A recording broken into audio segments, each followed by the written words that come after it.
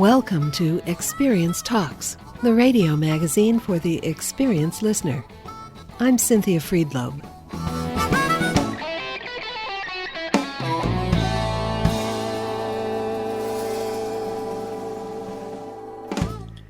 We're talking today with Beth Baker, a longtime journalist whose articles have appeared in the Washington Post, AARP Bulletin, and Ms. Magazine.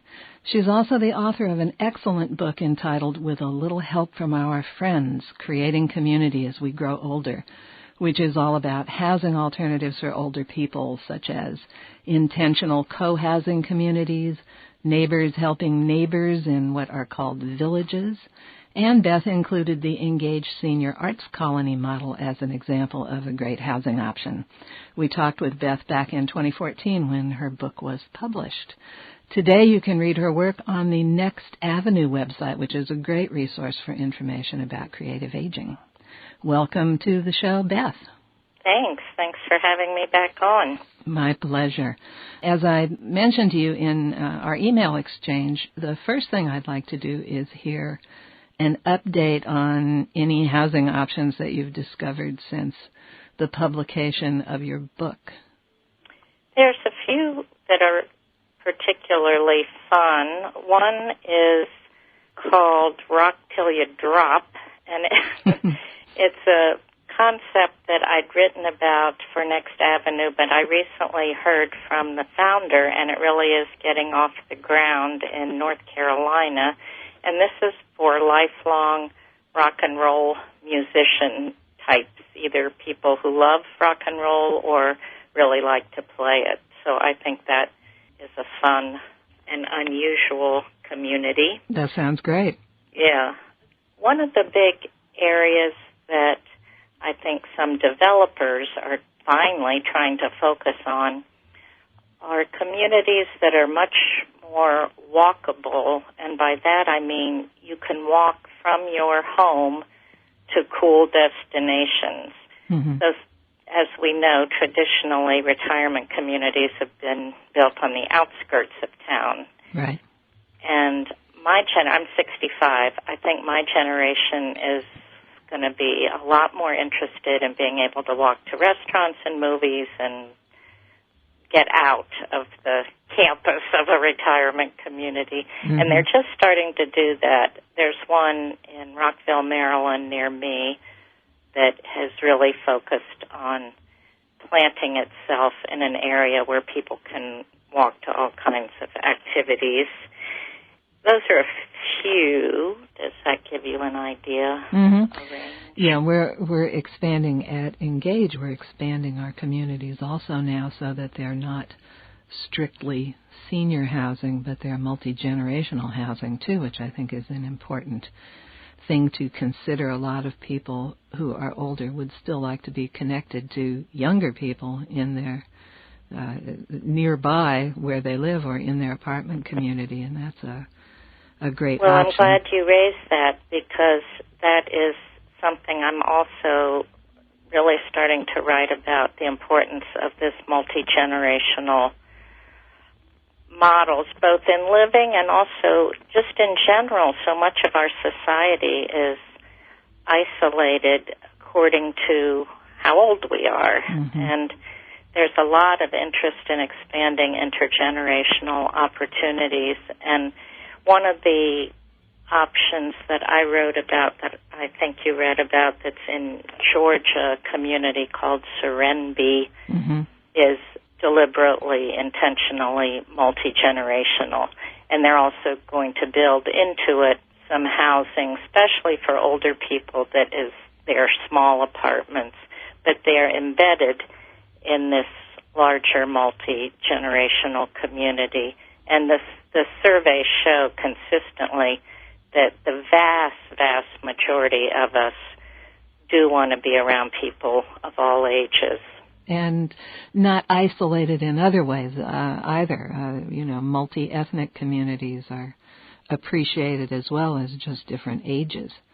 That's right, and that is something that in our wider society we haven't done such a great job with. Right. Same with economic diversity. And again, I think that's a good reason to think in terms of living in a regular community where people of all kinds are going to be around you, and you might meet folks at the library or just have organic, natural ways to engage with the wider community. One of the issues that's being explored by Tim Carpenter, who is the founder of Engage, and a lot of other people, is the issue of isolation and the issue of loneliness in seniors. There are a couple of things that can help alleviate those problems, and one of the big ones is transportation. A lot of seniors are isolated because they simply don't have the option to get out and go anywhere. What have you discovered about transportation programs? Transportation is one of the hardest nuts to crack, and a lot of people, a lot of communities, I don't mean retirement communities, I mean towns around the country, rural areas, it's a big problem, are looking at how to expand transportation options. And one easy way is just happening in the marketplace, and that's companies like Uber and Lyft suddenly are going to give people a lot more options to get out and about when they can't drive, especially at night. This is a whole new world that I think those of us who are going to be losing our licenses eventually will really welcome having that. But there's some really creative work going on. There's a little town in Montana called Malta, and it's a town where people generally don't have very high incomes. And they've started, with the help of a federal grant, a transportation system where you can pay $1, and they pick you up. This is a regular public bus, but it picks you up at your home, and it will take you anywhere you want in this little town, including, I was told, the local bar.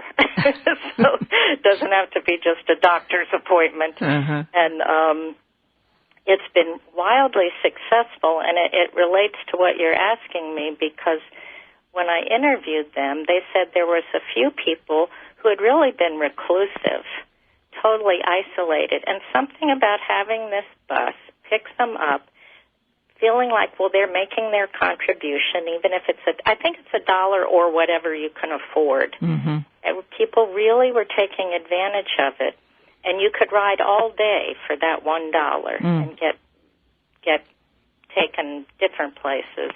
I think that's one of the most creative options that I've heard about. But there's been a lot of research looking at things like rehospitalizations and finding out that one of the reason that people are kind of frequent flyers going back to the ER is it's so hard for them to get to the regular doctor's appointments simply because of transportation, that they're missing all kinds of appointments. So there's both social and health reasons to expand our transportation options.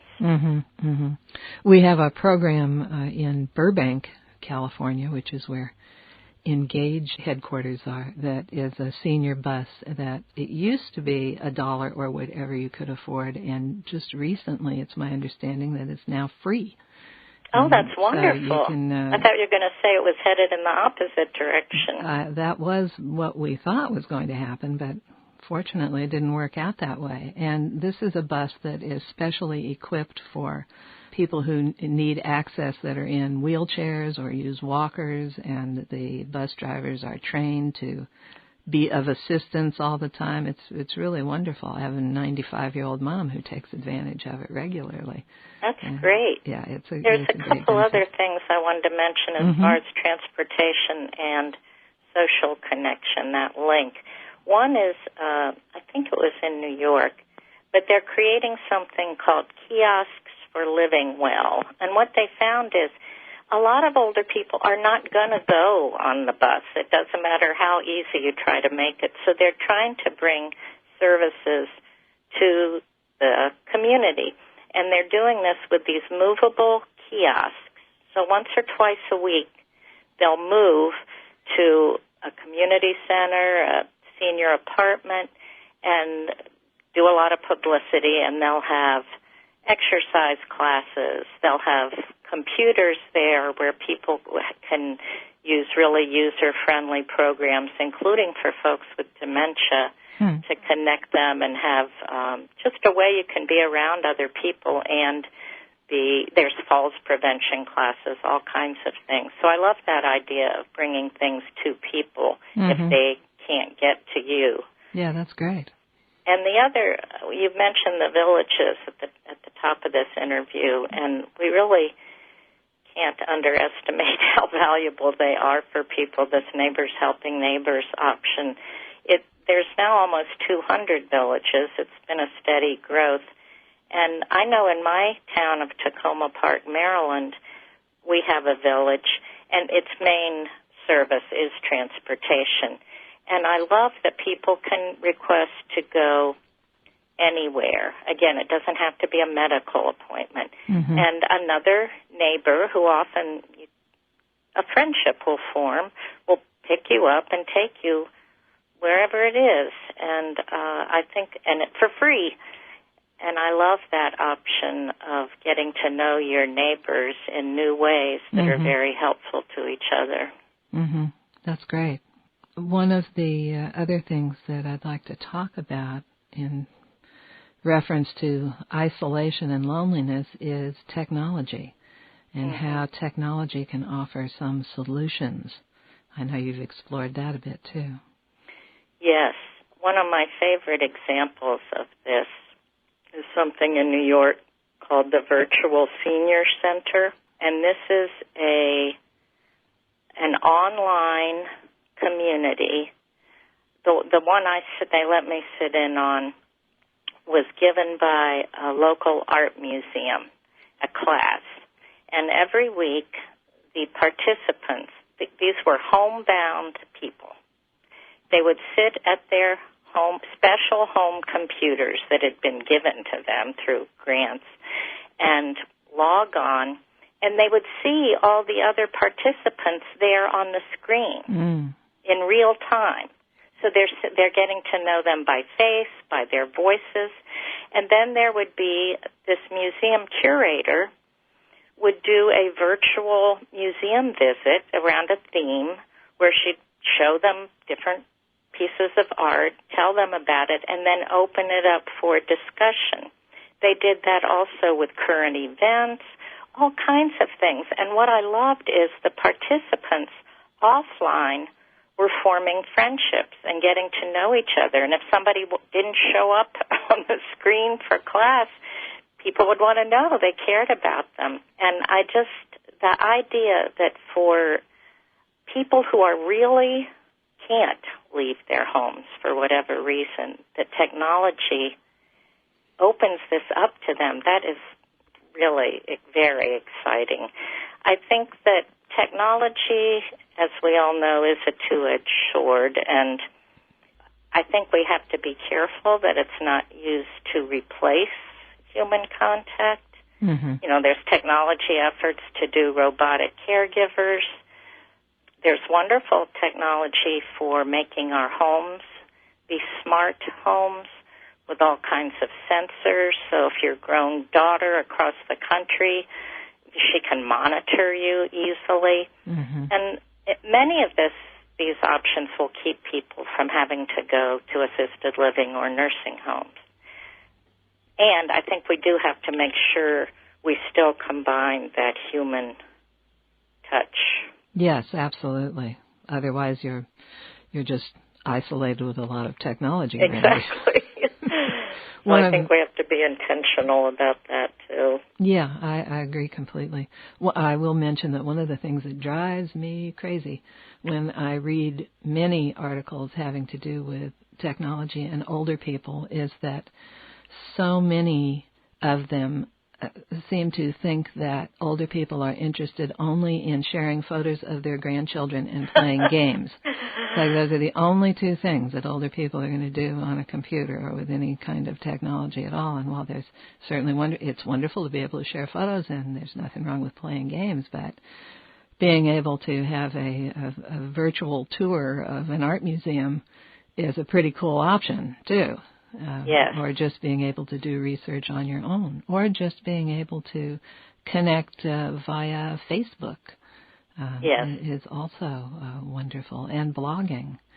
And I think that my generation, I think in another 20 years, it's pretty much going to be universal.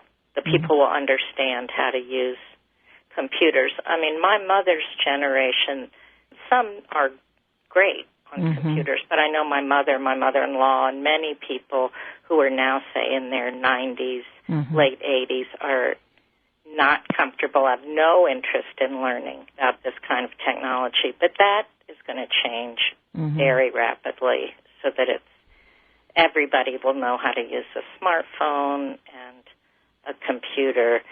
I really think just about everybody, because even really poor people now have smartphones of some sort. I think we're only at the very baby step beginning of what technology is going to mean to older adults in the very near future. Yeah, I agree. You mentioned that the village concept has increased, that there are many more villages that you're aware of that are functioning now. Of the different types of housing options that you addressed in your book, are there any others that you are aware of that are becoming more and more popular? Are any of them not working out so much? Well, one that I think is really, really promising is whether you call it shared housing or shared property. And Portland, Oregon is really leading the way on this. They've practically done away with a lot of the zoning laws and regulations that have prohibited people from having what they call in bureaucratic language accessory dwelling units, ADUs, but basically either little apartments attached to your house or little cottages in the backyard. They are making it so easy to do that, and this opens up all kinds of affordable housing, not strictly for older adults, but that was one of their intentions. And you can do it a lot of different ways. Like we have our home where we have a basement apartment, and we're talking with my grown son and daughter-in-law and granddaughter about, in a few years maybe we'll move to the apartment and they'll have the main house. Other older people, they may want to keep their main house but have an income stream by renting out, some other part of their property.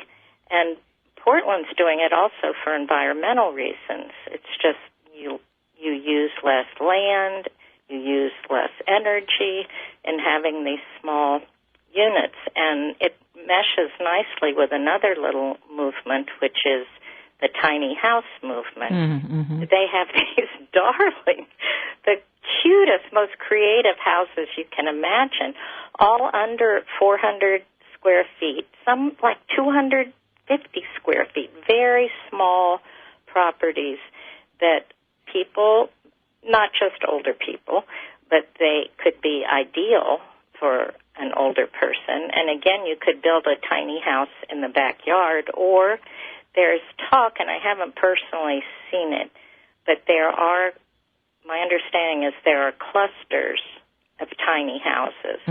So you buy a piece of property and build a group of tiny houses, so you have neighbors, ready-made neighbors, and it's so much more affordable than all of us keeping the homes that we raised our children in or whatever.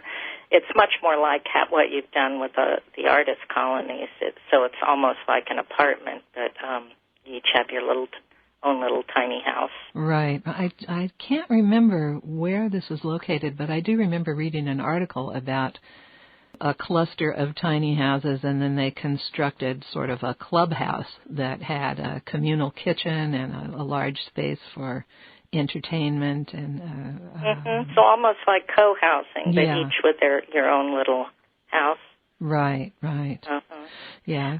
I'm really starting to wonder if the idea of really shared housing, as in under the same roof, same kitchen kind of housing, is going to catch on or not. I think it is so counter to our culture as far as individual privacy, and I think that there will be some people who would do that, but I'm really starting to think that people really want their own space. Right. Even if it's a tiny space, they want it to be their own little kingdom. Right, and be able to close the door and say, this is mine. Not have dinner every single night with the group, right? With the group, and I think that's also why some people don't like the traditional retirement community model, where you go to a big dining hall for dinner every single night, and you kind of start having dinner with the exact same group every night, and it can be a little confining, I think. One other program that I'd like you to just talk about briefly that I thought was really interesting in an article that you wrote was the program is called Capable, Community Aging in Place, Advancing Better Living for Elders. They really had to kind of stretch for that Capable acronym, didn't they? But it's a great idea, I think. It's the one in Baltimore, and it's the one where a registered nurse comes to visit and an occupational therapist comes to visit. Oh, yes, this is great. Yeah, This is one of many options that is looking at how to help people who are really getting frailer, often people with chronic medical conditions, and they're finding it really can reduce, again, nursing home admissions to have these services brought to the older person who can be very frail. They listen to the person's individual goals, which might not be what the medical experts think their goals should be, but they really try to listen to what their goals are and adapt their home and do occupational therapy and really help them achieve their goals. And they find people stick to the things that they lay out to help them progress. When they've identified what's important to them, your goal might be to be able to walk one block with your grandchild to school. And they will do everything they can to make that happen. And I think this is one of many models like this, where they're really looking at if you want to call them elders or patient-directed care. And that is what they found is really key to a lot of these and why they work, is it's not the expert swooping in and telling you what you should do, which people chafe against, I would chafe against, but really sitting there and listening. And some of the people I talked to said they were really, it was a research study, and I forget if it lasted 3 months or how long each individual had these services, but they were sad when it was over because they loved having that support from the nurse and the therapist. And even so, even though it was over, they did really incorporate what they'd learned into their lifestyle, so it did have some long-term benefit. There are other programs also that are not directed specifically at really frail older people, but just older people in general who want to age in place in their own homes, and they have discovered that they don't necessarily need medical assistance, a visiting nurse or anything like that, but they need a handyman. They need someone who can come over and do basic repairs and do things like install grab bars and simple things like that. I think that's great too. That's part of what the villages try to do. But there's also, I think it was the Masons, one of these fraternal organizations has a wonderful program like that, and they call on their fellow Masons to help each other or to help the widows of a Mason. And it's been really effective. People have built wheelchair ramps and done all kinds of things for free. And it seems to me you could create a lot more of that, say within a church congregation or, really any neighborhood. You don't have to have a formal village to have a very active listserv where if you create the culture where people feel comfortable asking, and that's key to all this, then we really could help each other out a lot more than probably a lot of neighborhoods do. I'm sure that's the case. Before we close, there's one other issue that you wrote about recently, which is very important, which is that cuts to Medicaid are going to affect aging at home for a lot of people. Do you want to talk about that? Yes, a lot of folks don't realize. They kind of think Medicaid is for someone else other than them, or they think it's just for people who run out of funds and live in a nursing home.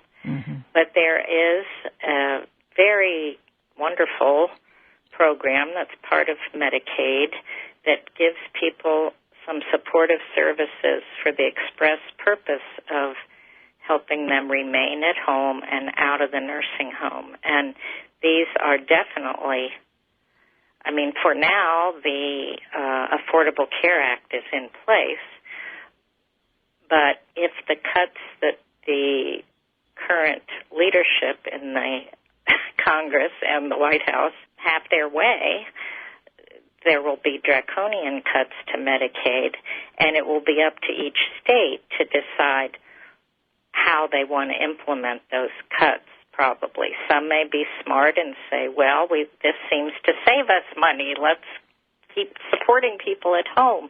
But it may also look like low-hanging fruit. The nursing home lobby is very powerful in most states, so it may be that they'll keep the money in the nursing home basket. It's very fluid, and it's really important that people continue to let their legislators know how important these programs are to us. Are you optimistic about the future? I'm very optimistic. And I feel like I couldn't be growing older at a better time. I honestly believe that. I think for all the reasons we've just been talking about, the technology, the deepening understanding of why loneliness and isolation are bad for us. I do think my generation is good at being open to change, of shaking up the dice, of not always just doing whatever the status quo is. And I feel like we are really going to see some great options for all of us as we grow older. Thank you so much, Beth. Sure. I really appreciate your insights into all of these subjects, and it's always fun talking to you. I hope we'll talk again sometime real soon. Thanks a lot. Thanks for having me on. And that's our show.